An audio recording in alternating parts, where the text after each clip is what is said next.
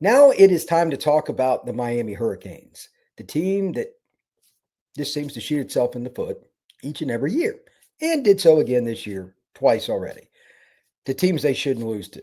I'll get to the Notre Dame Miami thing, but this is my overall theme, and Miami just fits into this. I tell people all the time, young people that I'm a recruiting analyst, and that people ask me, "Hey, how do I get recruited?" I always tell people, don't give anybody any ammunition, and that applies to college football too. With recruiting, it's how you handle your social media. Less is more, and I cannot stress that enough. If you're a recruit out there, post very little. Stay away from any form of politics. And that even includes the lyrics that you repeat on your social media handle, and I mean that literally. To that end, with Miami, you can't lose to Louisville and then SMU and look like you did in both those games because you were disinterested. That is annoying. You were trending in the wrong direction. And while Mario used his timeouts to call a last second pass to the end zone to score a late touchdown to run it up on Virginia Tech, you're in this boat because you guys screwed around as players. I am one of the very first to dump on Mario as not being a very good game day coach right here. But Miami's problem right now is Miami's players. You can say whatever you want about Mario Cristobal or anybody on that staff. Passion is not a problem.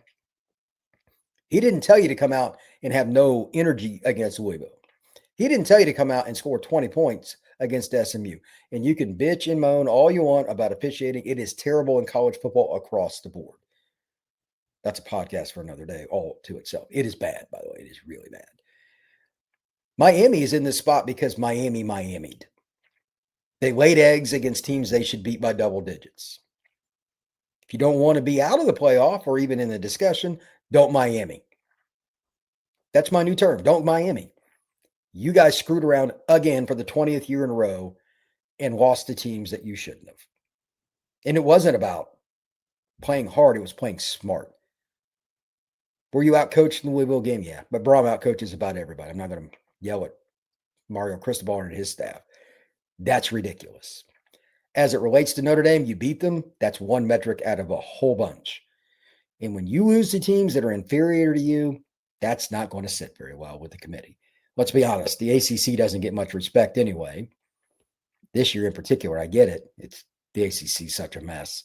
But to that end, you lost to two teams. They're quality, but that let's look at it this way. They also lose to teams and get smacked around. SMU just beat up Louisville, killed them. But SMU also scored 12 points and lost to Wake Forest. That's not good. And yes, 100%, that is something the playoff committee will look at. I think Miami should get in. I don't think they will. That is my prediction. I hope I'm wrong. I would love to see them play Notre Dame, but that's probably not going to happen. Miami. Not a talent thing because that roster, I know it well. I know a lot of the kids on that roster, Saint, Ruben, Big Maui, a whole bunch of guys. But you guys, Miami, don't bitch and complain because your team doesn't make the playoff when you lose to Louisville and SMU. Period. That's just the way it is.